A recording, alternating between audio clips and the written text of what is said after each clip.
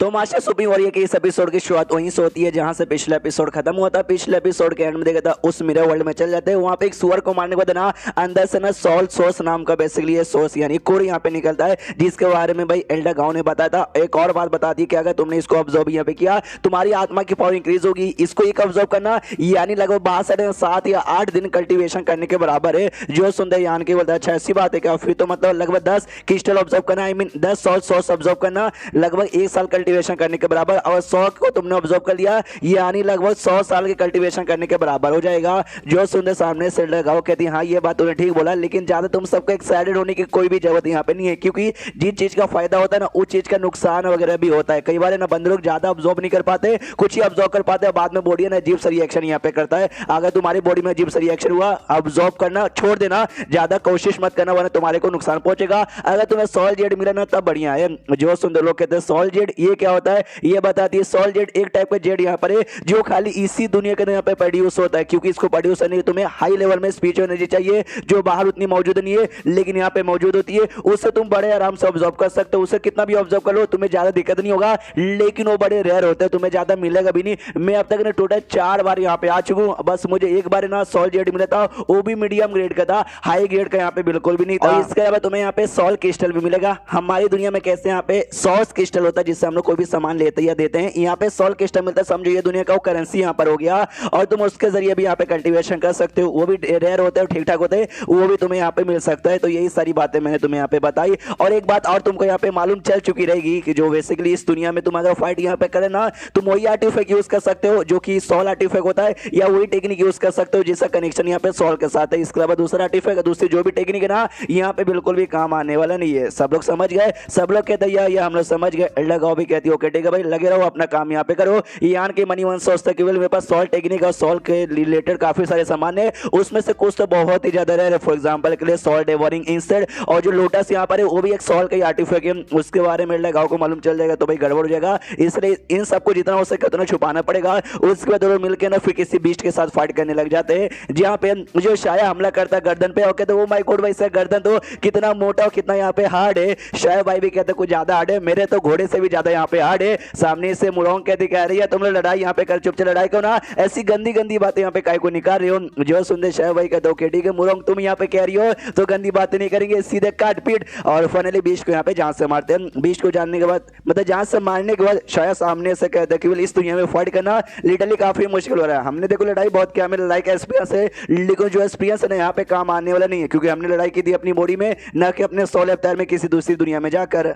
फिर शायद सामने से कहता है केवल मेरे दिमाग में एक आइडिया यहाँ पर आ रहा है, मैं सामने से बताऊं या ना बताऊं, बताने में थोड़ा सा खिचखिचा रहा हूँ। सामने से शायद भाई कहती भाई मेरे को आइडिया यहाँ पे पड़ चुका है, तू अलग अलग भाई रह के काम करने के बारे में कह रहे ना। जो सुंदर शायद कहता है जी हाँ यही कहना चाहता हूँ कि हम टोटल 5 बंदे यहाँ पे ना, 5 बंदे अलग अलग यहाँ पे जाए और अलग अलग अपना काम करें। हालांकि 5 यहाँ पे रहेंगे साथ में सेफ रहेंगे, खतरा वगैरह आएगा तो एक दूसरे की प्रोटेक्शन यहाँ पे कर सकते हैं, लेकिन ज्यादा फायदा नहीं होगा यार। हमें बस 1 महीने का ही टाइम यहाँ पे मिला है, तो अलग अलग जाएंगे ना तो खतरों से सामना करेंगे तो इंप्रूवमेंट होगा। पर जो सामान मिलेगा तुम अकेले यहाँ पे रख सकते हो, तो सब लोग यहाँ पे एग्री करते। फियान कैसे पूछता है शाया क्यूएल तू कहाँ जाएगा, तो सामने एक माउंटेन यहाँ पे था हेवेली माउंटेन जिसको कहा जाता है हेवेली मॉन्स्टर माउंटेन, कहता मैं वहां पे जाना चाहूंगा। जो सुंदर शाया कहता ओके ठीक है संभाल के जाना, लेकिन ज्यादा डीप मत चल जाना, क्योंकि भाई एल्डा गांव ने भी मना किया है ज्यादा डीप जाने में ना यहाँ पे काफी सारा दिक्कत वगैरह भी हो सकता है। जो सुंदर यान के भी कहता ओके ठीक है भाई मैं ज्यादा डीप वगैरह यहाँ पे नहीं जाऊंगा। उसके बाद सब लोग यहाँ पे अलग अलग होकर निकल जाते हैं, और ये जो दुनिया थी इस दुनिया में भी लोग यहाँ पे रहते हैं, तो उसी दुनिया में उसी माउंटेन के पास जहाँ पे यान के जा रहा है एक पैलेस यहाँ पे था। पैलेस का जो लॉर्ड यहाँ पर है वो आराम से लड़कियों को नचा रहा था, तमाशा यहाँ पे देखे जा रहा था, और तभी उसके ऊपर कभी कोई लॉर्ड यहाँ पर आता है, और जैसे वो आता ना यहाँ वाला पैलेस का लॉर्ड घुटने पर जाता और कहता महाराज की जय हो, महाराज की जय हो। बोलिए सामने से आप यहाँ कहीं को ना हुआ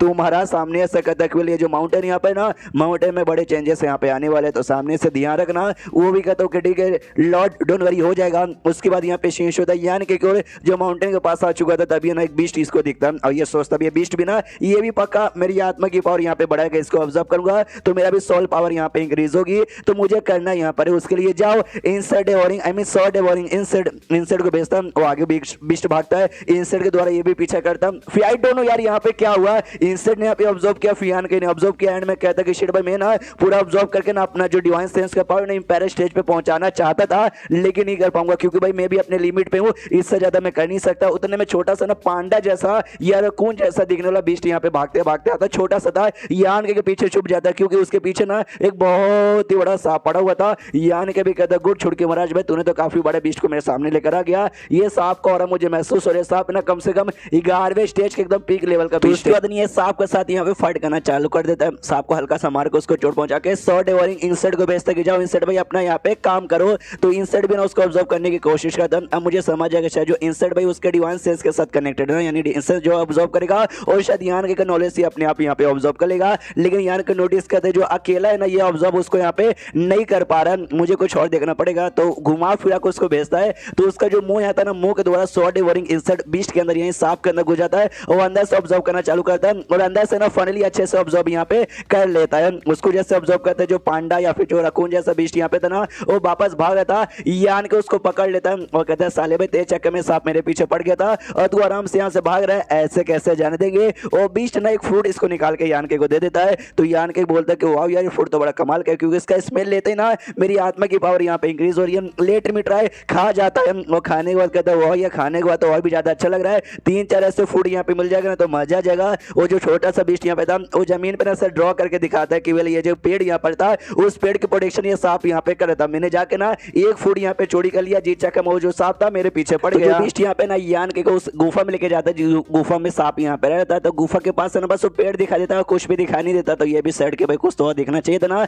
बीस्ट पीछे से ना क्रिस्टल के लेकर आता है, जिसको देखते ही ये कहता है भाई ये क्या है, अरे सॉल जेड पक्का होगा भाई, जिसके बारे में ना एल्डर गाँव ने यहाँ पे कहता लेट मी ऑब्जर्व। तो उसको ऑब्जर्व करना यहाँ पे चालू करता है, जैसे ऑब्जर्व यहाँ पे करता है ना लिटरली मजा आ जाता है कि माशाल्लाह भी मजा आ गया। मैं लिख के बोलता हूँ आराम से जितना समय के लिए यहाँ पे रुका हूँ इसको ऑब्जर्व करूंगा तो जो मेरा जो सॉल का पावर है ना वो इंपायर स्टेज के बंदे के बराबर यहाँ पर हो जाएगा। लेकिन फिर अजीब सा रिएक्शन होता है उस जेड में और ये वो अपने अपना जेड गायब हो जाता है। ये आन के कन्फ्यूज कि भाई अपने आप कैसे गायब हो जाएगा, मुझे ऐसा क्यों लगता है मेरे नॉलेज सी में आ गया। तो अपने नॉलेज सी में चेक करता है, इसका जो लोटस यहाँ पे था ना उस लोटस ने ऑब्जर्व यहाँ पे कर लिया था। तो यान के समझ आता कि जो सॉल जेड ना मेरे लोटस मतलब मेरे लोटस को चाहिए था, इसलिए उसने ऑब्जर्व कर लिया। कोई बात नहीं, इसमें मेरा ही फायदा है कि भाई लोटस तो मेरे साथ कनेक्टेड है, लोटस को जितना पावर मिलेगा वो सेम पावर इनडायरेक्टली मेरे पास यहाँ पर आ जाएगा। चलो यार बहुत ही ज्यादा बढ़िया है। उस बीच से यहाँ पे कहता चलो भाई यहाँ का काम हो गया, यहाँ से निकलते हैं। उसके बाद सीन होता है उसी पैलेस का जो लॉर्ड यहाँ पे था जिसको आके उसके किंग ने भी बोला था भाई जाओ मुसीबत आई है, वो निकल जाता अपनी आर्मी के साथ और कहता कि भाई बहुत 200 या फिर 300 साल बाद यहाँ पे आ रहा हूँ, मुझे कभी लगा नहीं था कि वापस कभी यहाँ पर आ पाऊंगा। एंड देन ये चैप्टर यहीं पे खत्म हो जाता है। अभी एग्जैक्टली भाई लोग क्या है, क्या करना चाहते हैं और क्या नहीं है हमें आगे यहाँ पे मालूम चलेगा। तो मिलते हैं अगले किसी वीडियो में, जब तक के लिए बाय बाय।